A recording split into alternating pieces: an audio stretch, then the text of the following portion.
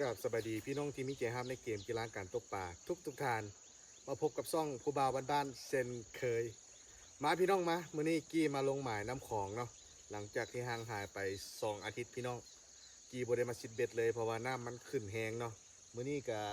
เป็นมื้องามยามดีเนาะฝนบ่ตกแน่อากาศก็เป็นใจในห่มๆพี่น้องก็มาลุ้นน้ำกันว่าสิได้โตหรือบ่ได้โตเนาะมาติดตามมาชมฟังพร้อมกันเลยลงไปละเอาแล้วพี่น้องเอาแล้วเอาเลยนี่นะ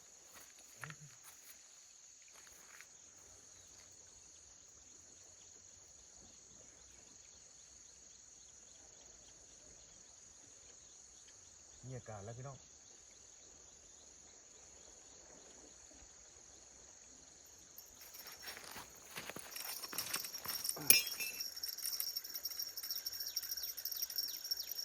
ทำให้ก็กิน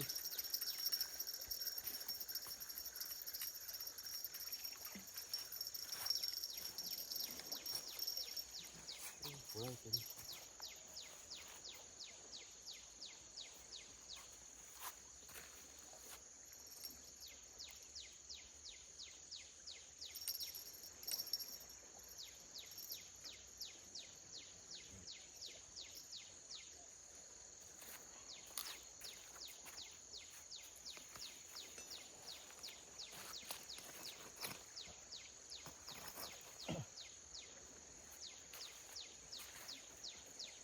ตอดว่าพี่น้องกินแล้วเดี๋ยว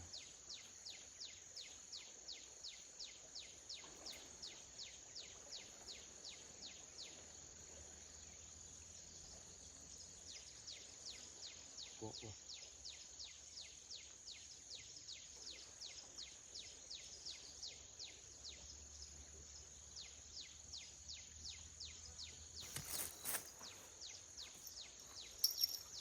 พอจะลงเบ็ดมีอาการทันทีเลย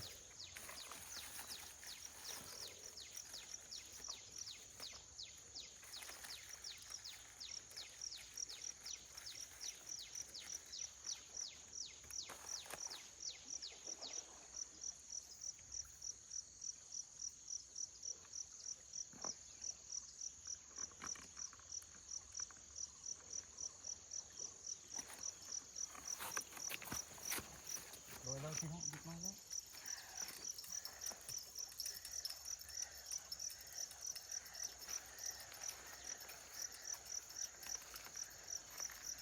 ก็บ้าหรือจะแดงเกิดไหมลงมันนักเลยนี่เรียบร้อยพี่น้องเอ้าปลาก็เป็นแล้วนี่วะปลาปลาถึงมองก่อนได้นี่พี่น้องนี่เรียบร้อยแต้มแรกแหกหมานหากระลงเบ็ดชุดแรกพี่น้องหมานเลย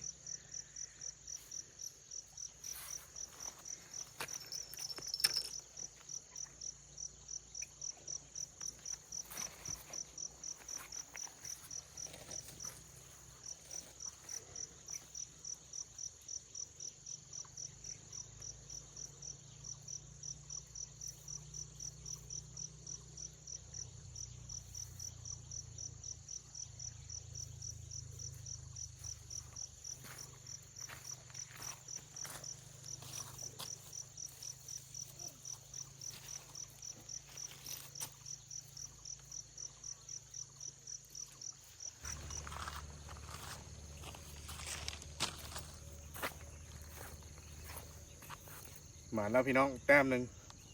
ลงเป็ดเทือแรกหมานเลยตัวนี้กับชุดที่2เนาะลงไปแล้วชุดที่2มาลุ้นน้ำกันว่าสิได้ตัวอีกบ่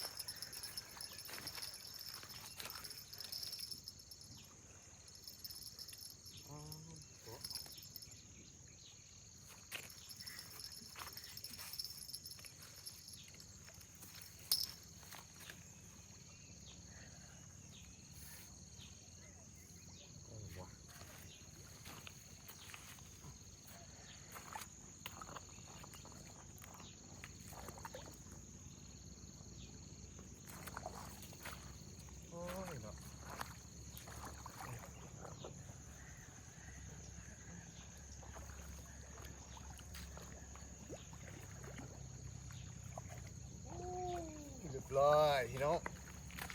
นี่แต้มที่2ดึงคันจนกงเลยพี่น้องเอ้ยมันแต้มที่2เนาะกับสุดเบ็ดลงสุดที่2เลยมันแล้ววันนี้นะ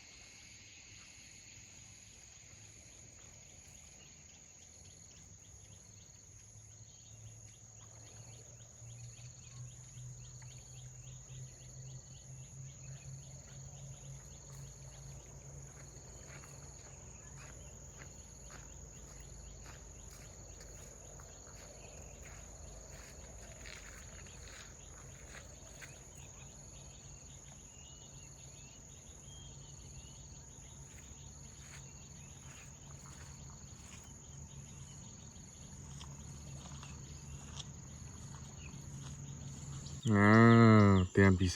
มที่3มาแล้วเด้อนี่เห็นปะ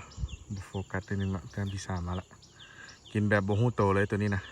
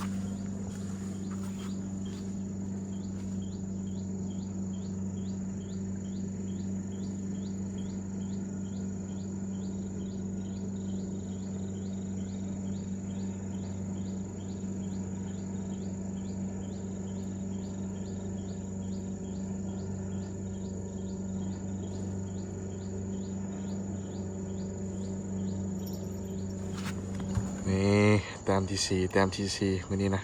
มันมื้อนี้นะยั่วๆเลย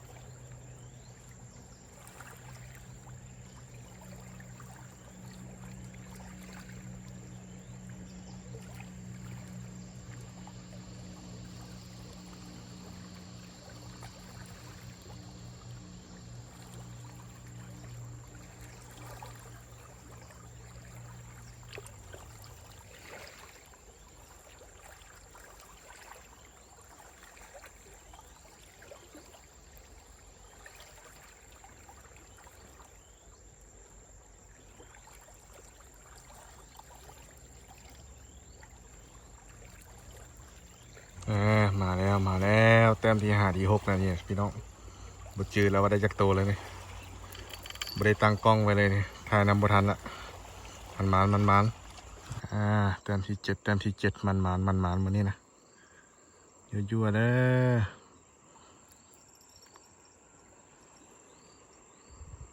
อมาเรียกแล้วกินแบบบ่ฮู้โตเลยบ่ฮู้เลยว่ากินนี่เข้าปากเต็มวันนี้ก็สุกมาพาควรละเอาพออยู่พอกินพี่น้อง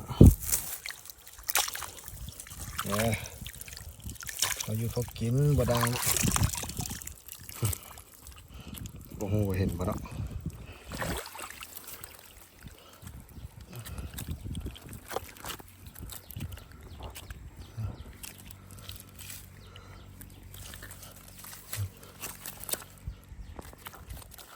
พออยู่พอกินพี่น้องผู้ใดมาคลิปนี้ก็อย่าลืมกดไลค์กดแชร์เป็นกำลังใจให้เบากี้เนี่ยเด้อจากช่องผู้บ่าวบ้านๆให้มีกำลังใจเฮ็ดคลิปเนาะผู้ใดเข้ามาเบิ่งก็กดไลค์กดแชร์กดติดตามให้เด้อสำหรับวันนี้ขอกล่าวคำว่าสบายดี